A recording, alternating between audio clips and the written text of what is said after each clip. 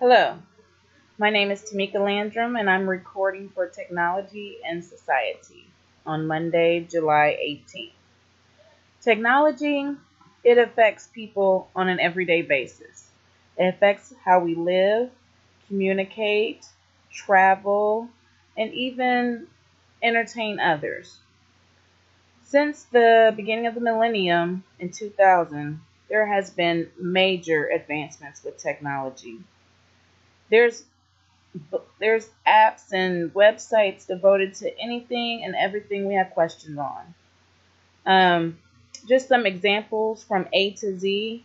I can start with A being apps, like I mentioned before, different blogs that we can share our ideas or want to voice concerns about, or cable, direct TV, satellite TV. There's different methods to that.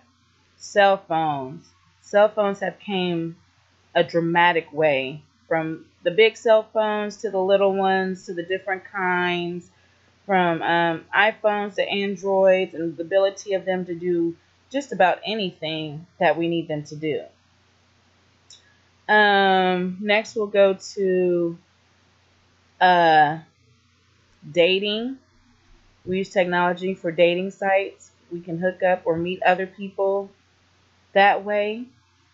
DVRs, which replaced the CDs, ways of looking at movies now.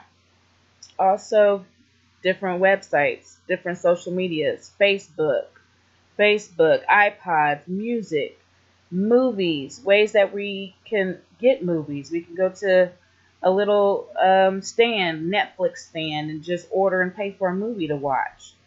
Um, Reality shows. Dare I even go there? There's a reality show for every type of person, every event. That has just like taken over TV. That's all you see is reality shows. Tattoos. Um, TVs in general. The way a TV appeared, or back in the day, used to be the bigger, the better, the bigger, the floor model TVs. Now we're getting into flatter screens and even smaller TVs. So the appearance of TVs have changed. Other social media, Twitter, our databases like Wikipedia, and of course, last but not least, YouTube, which YouTube started off for videos, and now it's even branching off on the way we turn in our assignments to our teacher through YouTube. So just to go in detail a little more and give a little more examples of how the different ways that technology has affected us. First, I'm going to start with traveling. These different items have appeared since 2000, and there's no order. I just wanted to talk about a few examples of those. So first, traveling. More commonly, everyone uses some way or somehow to get through in town, or whether it be out of state. There's a common device known as our global positioning system, also known as GPS. It has become common. It was developed back in 2000. Um, it used to be originally used by military or Navy people 30 years prior, but now, like I said, it's more common amongst everyday people. Next, we'll go into the other invention of 2000, which was the first hybrid car, the Toyota Prius, which was the first fuel efficient car, hybrid, which gets more like 43, I believe 42, 43 miles per gallon, and saves on gas. The cost of this car is around $23,000 to $29,000, but it has came. Next, another transport thing that is common, not so much I believe here, but I have seen it. It's called the Segway. This was invented by a guy named Dean Cannon in 2001, and you see many young people, they ride on this little thing through the malls. They even had a show, Mall Cop, movie Mall Cop, with the guy on him. but through the malls and through the parks. And now I think now the hoverboard is taking over that era. So those are just a few ways of how traveling has been used with modern technology. Next, we'll go into communication. Communication. There has been so much technology with communication. First, let's start off with text messaging. Text messaging is done just about from everyone. It was invented back in 2000, which it didn't come available to the public then, but the first text message was Merry Christmas, and that was in 1992. And now they even come in, they're using text messaging to a whole nother level where you can just swipe. You don't even have to peck or text the little letters.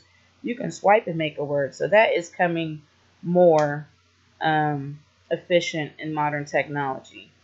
Along with the text messaging comes the phone. Camera phones, which were developed back in 2001, used to, for pictures, and then all the QR codes, which were invented in 2002. But every smartphone now has a camera phone, which can be used in a variety of ways. Pictures, or now used as videos. You see a lot of technology with the videos, people being recorded with their smartphones. So it has came from a long way, from the big old block phone down to the little camera phone. Next would be iTunes. iTunes was developed by Apple in 2003. Ways to hear music, download music, which is very common. And YouTube. As I mentioned before, YouTube is a place where we do record videos. It was developed in 2005. It is becoming used more in the educational scene, with teachers wanting us to download videos and send it in. Next, to go along with education is our research, or our databases. Google, which was a search engine developed in 2004, is one of the biggest ways many students and young people and people in general use to find information about something, along with Wikipedia, which was developed in 2001 as one of the biggest databases used. Next, I'll move into entertainment. Entertainment has changed from a lot of ways. Different game systems that many kids use. Nintendo Wii was developed back in November 2006, where it can be used with other game systems such as the Cube system and all that. But for games, it can be in your own living room. You can bowl, you can play tennis, you can do anything on the Nintendo Wii. And then for book readers, the Amazon Kindle, which came about in 2008, for people to even read books online with their e-readers. So the question is the future. With all these changes that have developed just from the beginning of the millennium, who knows what can happen in the future? There's been talk about flying cars and doing research, and imagine the new advances that are going to happen with technology in the next 5 to 15 years. I'm interested to find out. Thank you.